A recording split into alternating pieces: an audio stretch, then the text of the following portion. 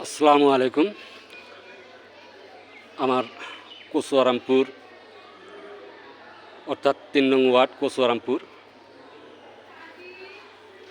যে ঈদগাহটা কেন্দ্রীয় ঈদগাহ, যে আমি পরিষ্কার পরিচ্ছন্ন এতক্ষণ যা দেখছিলেন, যে ভিডিওটা পরিষ্কার পরিচ্ছন্ন করে আমি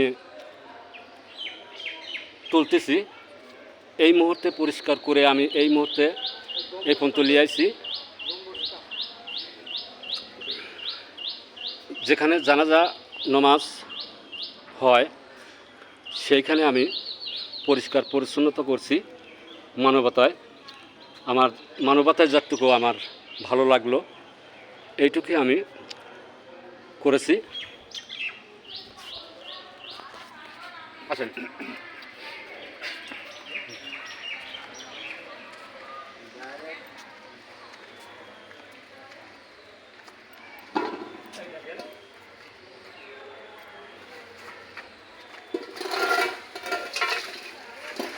আচ্ছা, এইটা আপনার কি মনে হচ্ছে?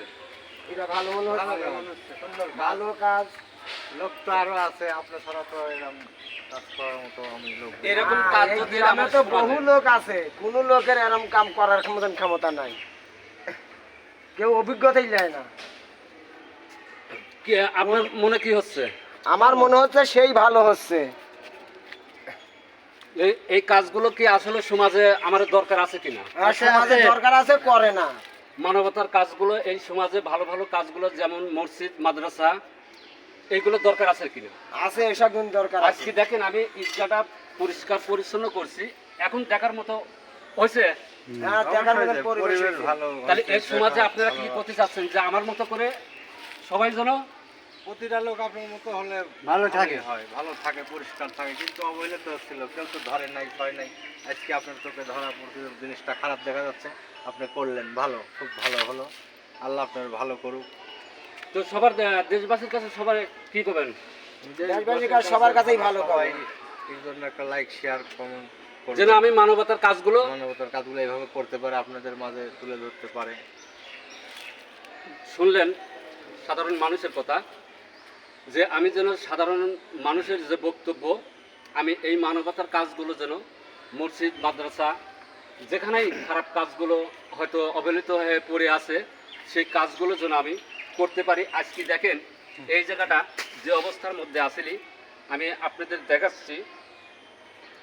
এই জায়গাটা যে অবস্থার মধ্যে ছিল সেই অবস্থাটা আমি সমাধান করেছি।